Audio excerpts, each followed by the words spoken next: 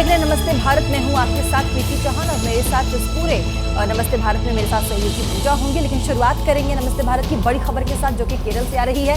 केरल के कासरगोड के नीलेश्वरम में आतिशबाजी से एक हादसा हो गया है। इस हादसे में 150 से ज्यादा घायल लोग हो चुके हैं, ये बताया जा रहा है। 8 की हालत अभी गंभीर है, ये बताया जा रहा है। घटना आधी रात के आसपास यानी कि देर रात घटी है। घायलों को अस्पतालों में भर्ती कराया गया है।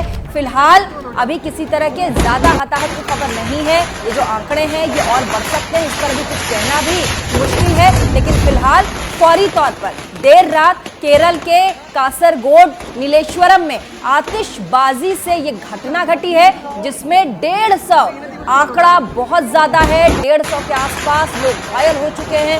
18 से ज्यादा लोग गंभीर रूप से घायल हैं। और ये तस्वीर हम आपको दिखा रहे हैं केरल से ये तस्वीर है। और ये देखिए लोग कैसे खचाखच इस पूरे खुले मैदान में भरे हुए हैं। और यहीं पर बताया जा रहा है कि आतिशबाजी हुई और आतिशबाजी के लपेटे में जो ब्लास्ट हुआ उसमें 150 लोग आ गए। आशीष हमारे साथ संवाददाता इसी खबर पर। 150 लोग, ये जो आंकड़ा है आशीष, ये बहुत ज्यादा है। 150 लोग घायल हुए हैं। क्या ये किसी मैदान में, क्योंकि तस्वीरों में देखकर लग रहा है कि कोई खुला मैदान है, बहुत सारे लोग हैं, वहां आतिशबाजी की जा रही थी, क्या था, क्या कोई निर्देश इनको नहीं दिए गए थे, कैसे ये हादसा हो गया?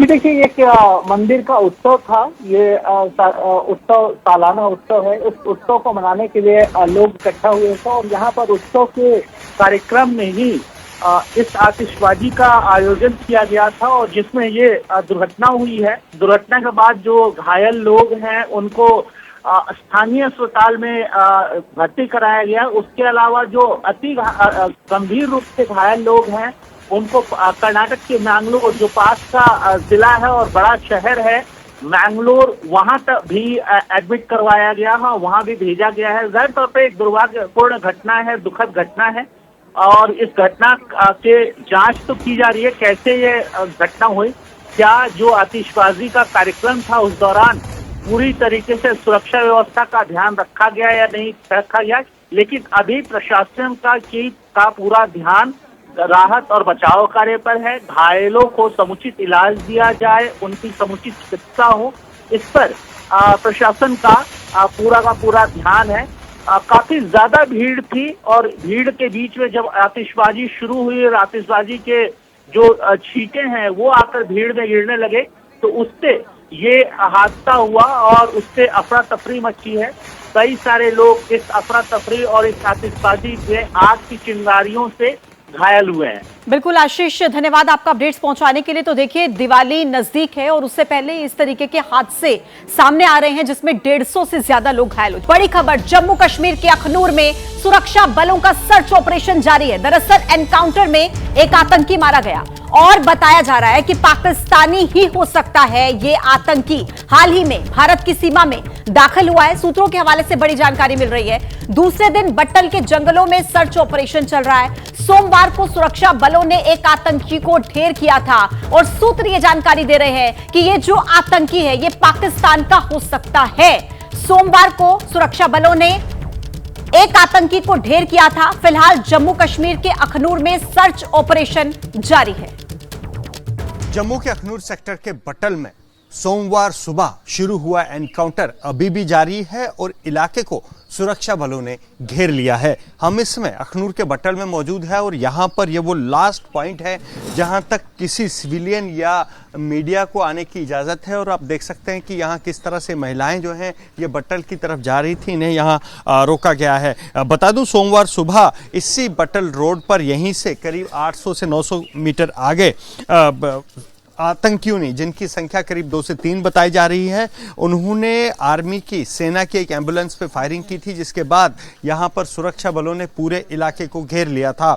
सोमवार शाम एक आतंकी के मारे जाने की पुष्टि जो है वो सेना ने की है और सेना का दावा है कि मारे गए आतंकी के पास से भारी मात्रा में हथियार और गोला बारूद जो है वो बरामद हुआ है। वहीं इस एनकाउंटर में सेना के एक डॉग ने भी देश के नाम बलिदान दिया है और डॉग जो है वो कल जब सेना इन छिपे हुए आतंकियों को ढूंढ रही थी तो वो एक गश्ती दल के साथ वो डॉग जो है वो इसी इलाके में था और तभी दुश्मन की तरफ से फायरिंग हुई, छिपे हुए आतंकियों की तरफ से फायरिंग हुई, जिसमें वो डॉग जो है वो जो है उसने देश के नाम शहादत दी है। अभी बता दूं कि ये इलाका जो है ये पूरी तरह से सुरक्षा बलों के घेरे में है। ये वो सड़क है, इस सड़क से 800 से 900 मीटर दूर जो है कल फायरिंग हुई थी, जिसके बाद यहाँ पर सर्च ऑपरेशन चलाया गया है। मैं अपने कैमरामैन से कहूँगा कि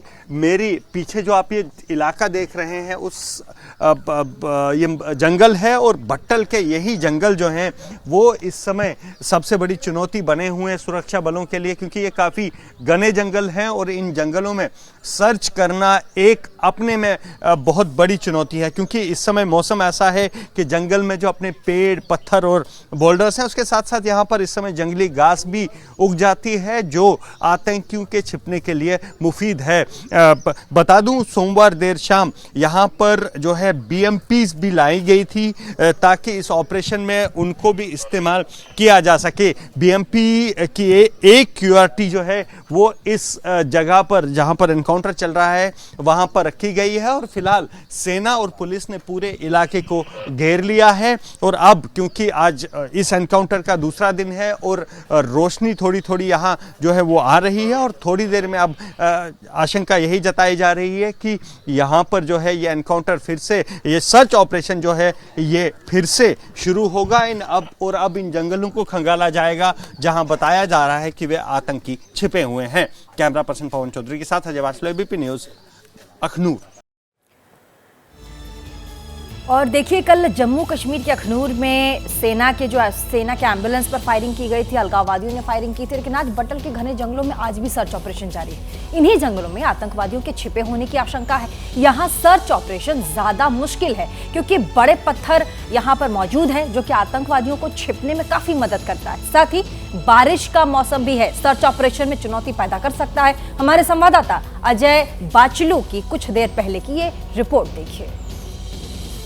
जम्मू के अखनूर के बटल में सोमवार सुबह शुरू हुआ ऑपरेशन आज मंगलवार दूसरे दिन भी जारी है। मैं इस समय बटल में ही हूं और बटल में जो ऑपरेशन सोमवार को शुरू हुआ था उसमें सेना और सुरक्षा बलों ने एक आतंकवादी को मार गिराया है और उसके पास से कुछ हथियार और गोला बारूद भी बरामद हुआ है। ABP न्यूज को सुरक्षा बलों से मिली जानकारी के मुताबिक जो आतंकी मारा गया है वो संभवतः पाकिस्तानी है। सूत्रों ने ABP न्यूज को यह भी बताया है कि इस हमले में जो 2 से 3 आतंकी शामिल हैं वो तीनों आतंकी हाल में ही सीमा से घुसपैठ करके बट्टल पहुंचे थे। फिलहाल इस ऑपरेशन में सुरक्षा बलों ने एक आतंकी को तो मार गिराया है, वहीं इस ऑपरेशन में सेना के एक डॉग फैंटम ने भी देश के नाम बलिदान दिया है। अब आज मंगलवार को इस ऑपरेशन का दूसरा दिन है और ऐसे में सबसे बड़ी चुनौती जो दूसरे दिन आने वाली है सुरक्षा बलों के सामने वो ये जंगल हैं।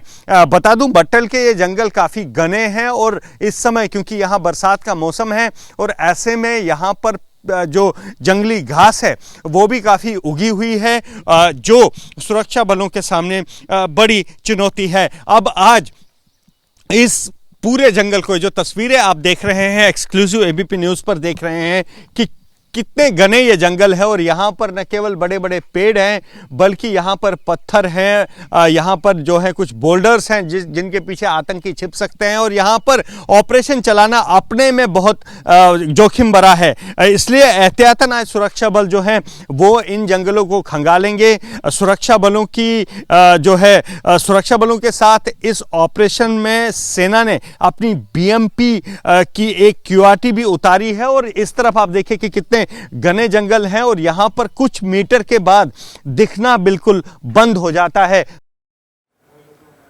तो देखा आपने, सर्च ऑपरेशन अभी भी जारी है। एक एक आतंकी को मार गिराना है, यही टारगेट है। बड़ी खबर आपको दिखाएं, यूपी के संभल में जहां एक निकाह कार्यक्रम चल रहा था और जमकर मारपीट हुई है। छुहारों को लेकर लड़की और लड़का पक्ष आपस में भिड़ गए और दोनों पक्षों में जमकर मारपीट हुई। हालांकि पुलिस ने कुछ लोगों को हिरासत में ले लिया है। तस्वीरें आप इस वक्त की देख पा रहे हैं जो जब ये भिड़ंत हुई, जिस तरीके से मारपीट हुई, उस वक्त की तस्वीरें आपके टीवी स्क्रीन पर चल रही हैं।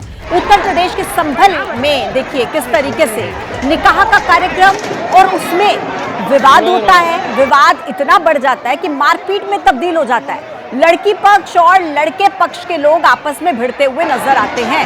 और बात क्या थी? मामूली सी छुहारों को लेकर ये बात हुई और दोनों पक्षों के बीच मारपीट की तस्वीरें सामने आई। कुछ लोगों को पुलिस ने हिरासत में ले लिया। देखिए कुर्सी पड़ी थी, कुर्सी उठाकर एक दूसरे पर वार करते हुए किस तरीके से एक दूसरे को पीटते हुए बताया जा रहा है कि लड़का पक्ष और लड़की पक्ष के लोग हैं जो आपस में इस बात को लेकर के विवाद छिड़ा और फिर एक दूसरे के साथ मारपीट करते हुए नजर आए।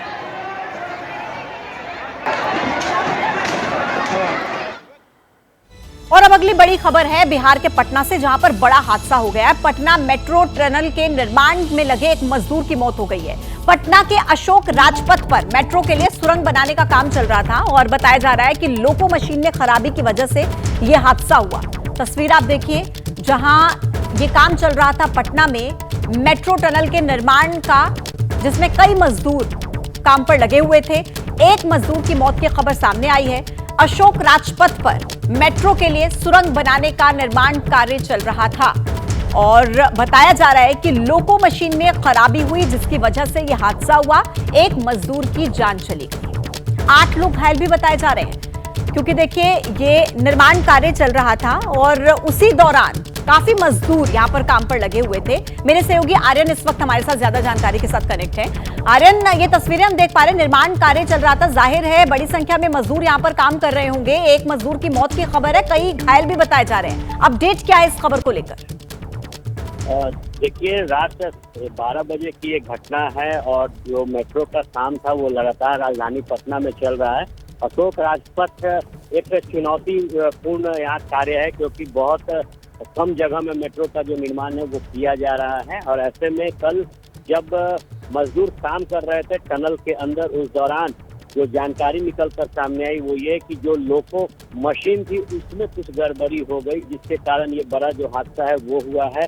बात की जाए तो जो बयान निकल कर आया है स्थानीय प्रशासन का, उन्होंने बताया कि जो ब्रेक है वो शायद फेल हो गया था। हाँ। इसकी वजह से ये घटना हुई है। जो मजदूर अंदर फंसे थे उन्हें रात को ही बाहर निकाल लिया गया और जो नजदीकी अस्पताल है PMCH, वहां पर उनको इलाज के लिए भेजा गया और अब तक आधिकारिक तौर पर एक जो मजदूर है उनके जान जाने की जो बात। ठीक है आर्यन, यानी कि शुरुआती तौर पर यह पता लग रहा है कि तकनीकी खामी और उसी की वजह से हादसा हुआ। एक मजदूर ने अपनी जान गंवा दी और 8 घायल बताए जा रहे हैं। आपका शुक्रिया।